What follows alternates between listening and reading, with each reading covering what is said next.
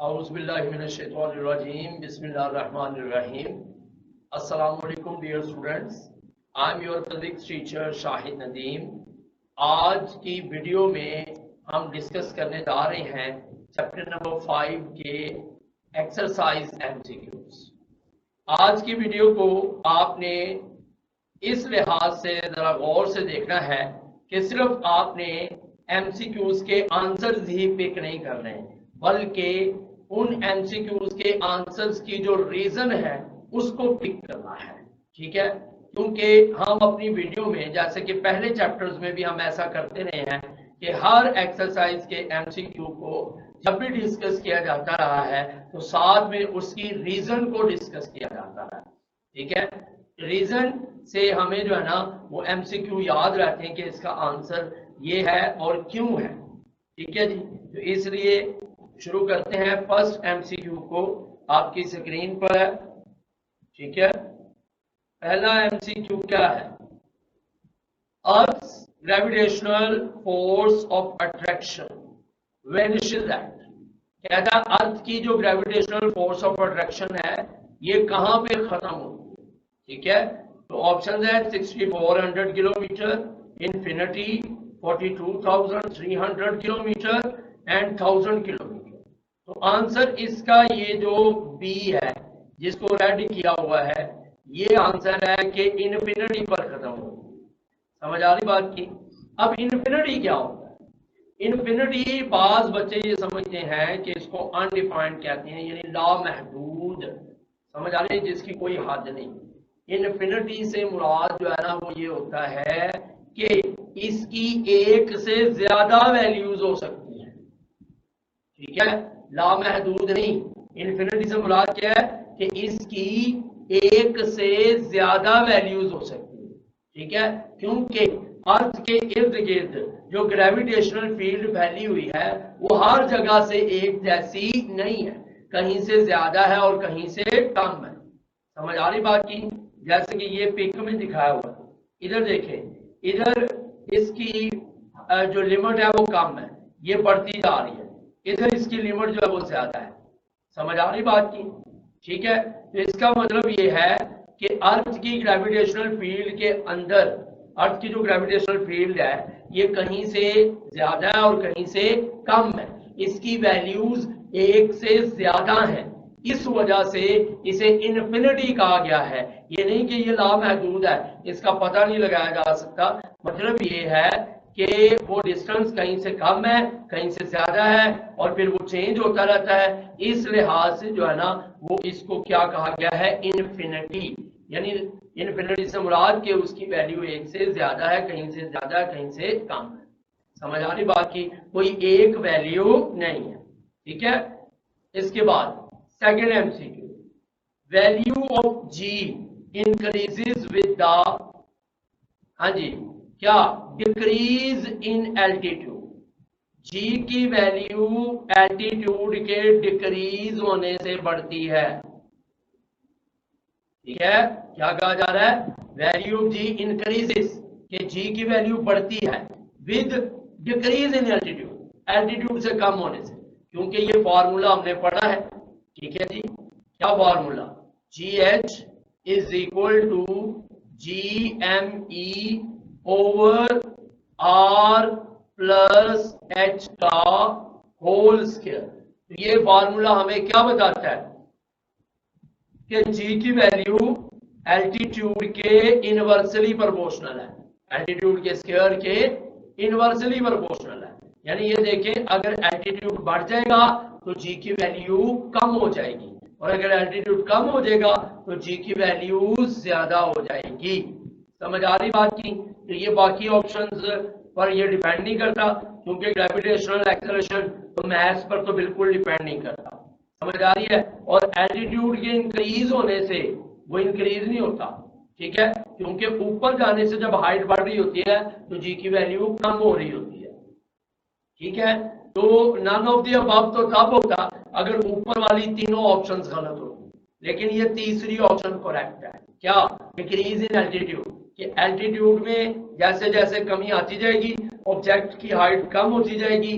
ठीक है, वैसे वैसे जो है ना वो क्या होगा, जी की वैल्यू इंक्रीज होती जाएगी अकॉर्डिंग टू दिस फार्मूला। ठीक हो गया।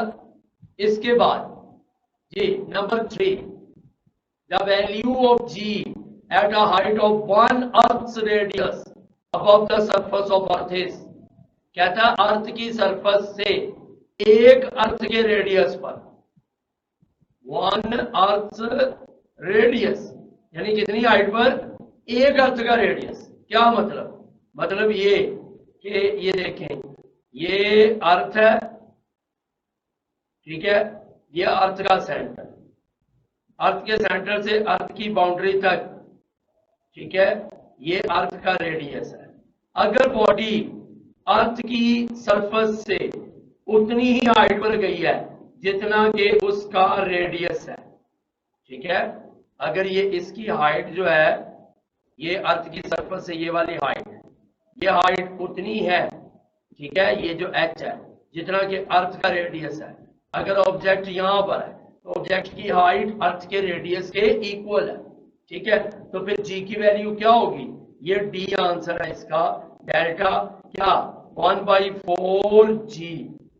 वो कैसे, वो हम इस फार्मूला से निकालते हैं। देखें, GH is equal to GME over R plus H का होल स्क्वायर, ठीक है।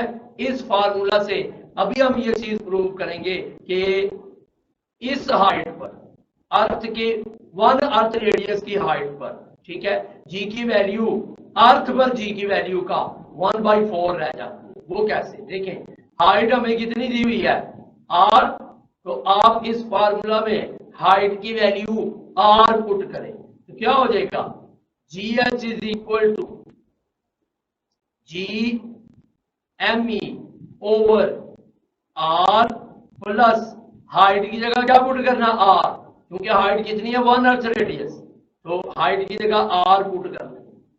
ठीक हो गया। अब आपके पास GH इज इक्वल टू ये GME over R plus R क्या होता है 2R, ये आ जाएगा 2R का स्क्वायर, ठीक है। तो GH is equal to GME, ठीक है, 2R का स्क्वायर क्या होता है 4R स्क्वायर, ठीक है। तो ये अब आपके पास, अगर आप इस इक्वेशन को यूं लिख लो, GH is equal to 1/4 multiply GME over R square, ठीक है। इस इक्वेशन में और इस इक्वेशन में कोई खास फर्क नहीं है, क्योंकि GME 1 से मल्टीप्लाई होगा तो क्या आएगा GME, R स्क्वायर 4 से मल्टीप्लाई होगा तो क्या आ जाएगा 4R स्क्वायर, बात तो एक ही है, ठीक है। लेकिन ये जो है GME ओवर R स्क्वायर, ये G होता है, ठीक है। ये अगर G है तो फिर ये आपके पास GH बराबर आ जाएगा 1/4G, क्योंकि ये जो GME और R स्क्वायर ये G का फार्मूला है। तो इसका मतलब है कि एक अर्थ रेडियस की हाइट पर, एक अर्थ रेडियस की हाइट पर G की वैल्यू, जो अर्थ पर G की वैल्यू है उसका 1/4 रह जाएगा, उसका 1/4 रह जाएगा, 1/4G आंसर आ जाए। समझ आ रही बात की, ठीक है। अब इसके बाद नंबर 4, the value of G on moon surface is 1.6 metre per second square. कहता मून की सरफेस पर G की वैल्यू 1.6 मीटर पर सेकेंड स्क्वायर है। What will be the weight of a 100 kilogram body, body का मास कितना दिया है 100 किलोग्राम, कहता है 100 किलोग्राम बॉडी का मास क्या होगा, sorry, on the surface of the moon, moon की सरफेस पर 100 किलोग्राम बॉडी का वेट क्या होगा, मास दिया है, जी की वैल्यू दे दी है और हमें वेट का फाइंड करें, ठीक है। तो कहीं पर भी वेट निकालना हो, वेट का फॉर्मूला क्या होता है mg, अर्थ पर निकालना हो, मून पे निकालना हो, ठीक है, वेट एक ही फार्मूला यूज होगा, ठीक है जी। तो ये W is equal to mass 100 है, G की वैल्यू 1.6 है, तो जब हम इनको मल्टीप्लाई करेंगे तो ये कितना आ जाएगा 160 न्यूटन। ठीक हो गया, इसका मतलब ये आंसर है 160 न्यूटन। ठीक हो गया, क्लियर है, रीजन आपके सामने मैंने सॉल्व कर दिया। ठीक है, इसके बाद एमसीक्यू नंबर 5। ठीक है जी, क्या है वो कह रहा है द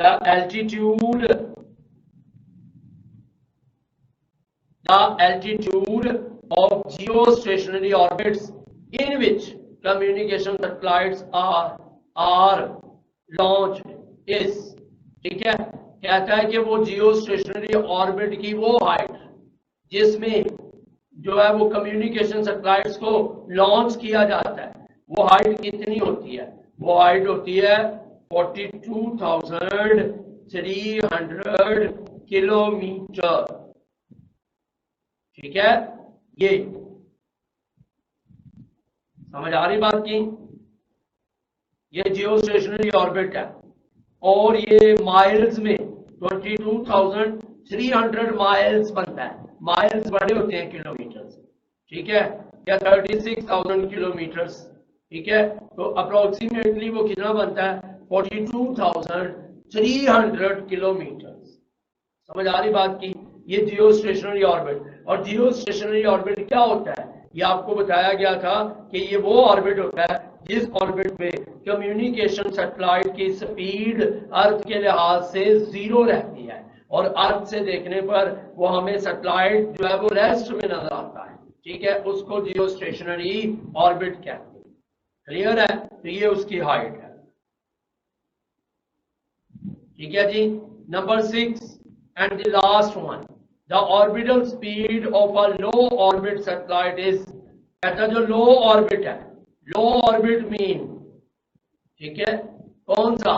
सबसे करीब तरीन, ठीक है, करीब तरीन ऑर्बिट, यानी वो ऑर्बिट जो अर्थ के करीब तरीन है, करीब तरीन। ठीक है, सबसे लो ऑर्बिट, उस ऑर्बिट में इसकी स्पीड कितनी होती है? ये होती है 8,000 मीटर पर सेकेंड, और इस फार्मूला से निकाली जाती है। समझ आ रही बात की? ठीक है, ये formula V0 is equal to √G/r, इस फार्मूला से ये फाइंड की जाती है। उसमें हमें ग्रेविटेशनल एक्सेलरेशन और अर्थ के रेडियस की वैल्यू मालूम होनी चाहिए, ये निकल आती है। 8,000 मीटर पर सेकेंड कह लो या फिर 8 किलोमीटर पर सेकेंड, क्योंकि 1000 किलो होता है, ये 8 किलोमीटर पर सेकेंड, लिहाजा ऑप्शन बदली भी जा सकती है। 8,000 की जगह 8 किलोमीटर पर सेकेंड की ऑप्शन भी आ सकती है। समझ आ रही बात की?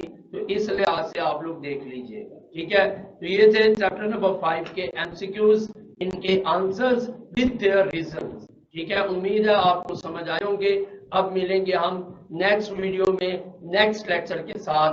तब तक के लिए इजाजत दीजिए, अपनी दुआओं में याद रखिएगा और अपना ख्याल रखिएगा। अल्लाह हाफ़िज़।